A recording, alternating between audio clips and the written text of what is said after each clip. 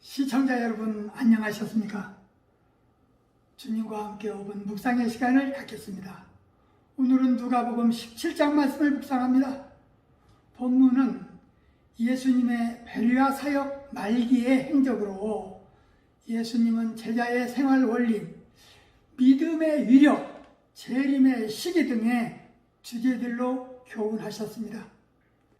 다가오는 순환에 직면하여 제자들에게 그들의 영적 자만을 경계하고 겸허하게 복음 사역에 매진하도록 격려하기 위해서입니다. 남을 실족하게 하는 자는 연자맷돌을 목에 메고 바다에 던지는 것이 낫다고 하셨는데, 나로 말미암아 남이 실족한다면 그것이 큰 죄악이 됨을 말씀하신 것입니다. 주님은 스스로 조심하라고 하셨는데 제자된 사람의 자세가 본문 7절에 언급되며, 이 이야기는 고대의 노예제도를 바탕으로 제자된 사람의 자세를 가르치는 것입니다. 한편 이 이야기는 바리새인들에 대한 비판이기도 합니다. 비유의 내용은 종일 들에서 하루 일을 마치고 집으로 돌아왔을 때 주인으로부터 음식을 대접받는다든가 특별한 보상을 받지 않는다라는 것입니다. 곧 종은 쉬기에 앞서 여전히 주인의 시종을 들며 자신의 의무를 이행해야 한다는 것입니다. 의무 수행은 보상의 대상이 아니라는 것입니다. 비유에서처럼 제자들은 하나님께서 자신들에게 명령하신 것을 완수해야 하지만 그렇다고 하나님께 보상을 요구할 수는 없다는 것입니다. 따라서 보상을 바라고 하나님의 일을 하는 것은 옳지 못한 것입니다. 그러나 바리새인들은 선행을 하는 것이 하나님의 보상을 받는 일로 주장했으며 자신들의 선행 때문에 하나님의 특별한 총애를 받을 수 있다고 생각했습니다. 이것은 잘못된 것입니다. 제자들은 오직 하나님의 은혜에 감사하는 마음으로 자신의 의무를 다해야 하는 것입니다. 죄를 고백하거든 7번이라도 용서를 하라고 하신 예수님께서 우리 인생들에게 얼마나 풍성한 용서를 허락하고 계신가를 알 수 있는 대목입니다. 감사에 대해서 말씀해 주신 상황 속에서 예수님께서 10문둥이를 고쳐주셨건만 그중 한 명만 예수님 앞에 나와서 감사합니다 라고 이야기한 겁니다.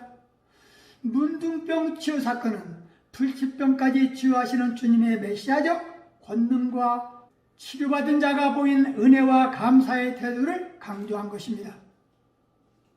예수님은 10명의 나병 환자를 고쳐주셨으나 그중 한 명만 예수님께 돌아와서 감사를 드렸다는 것입니다.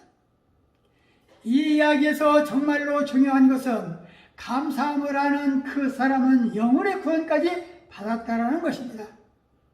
그의 감사는 믿음이 되었고 그 믿음으로 인해서 결국 영혼의 질병인 죄까지 치료받아 영원한 구원에 이르게 된 것입니다. 그러므로 우리는 감사의 삶을 살아가야 하는 것입니다. 감사는 우리의 삶을 변화시키는 놀라운 힘이 있습니다. 감사치 못하고 살해할 줄도 모르는 강팍한 심령들 가슴에 믿음이 자리 잡을 수 없는 것입니다. 본문 21절에는 하늘나라를 언급하고 있는데, 하늘나라는 이 땅에서 속한 나라와는 구별된 나라임을 암시합니다. 천국은 마태복음에만 36번이나 나오는데 유대인들은 하나님의 성호를 직접 언급하는 것을 꺼려해서 하나님 나라를 대신해 하늘나라의 의미인 천국을 선호하였습니다. 하늘나라나 천국은 서로 다른 표현일 뿐 그 중심 주제는 동일한 것입니다. 하나님 나라가 우리 자신의 마음속에 있다는 예수님의 이야기는 하나님을 모시고 이 땅에서 살 때 천국이 우리 마음에 존재해야 한다는 것입니다. 인자의 날에 대해서 번개가 동에서부터 서까지 번쩍임같이 인자의 날에도 그리할 것이라고 또 가르쳐 주셨다는데, 순식간에 임하신다는 것이니 그러므로 항상 깨어 있어야 함을 가르쳐 주셨습니다.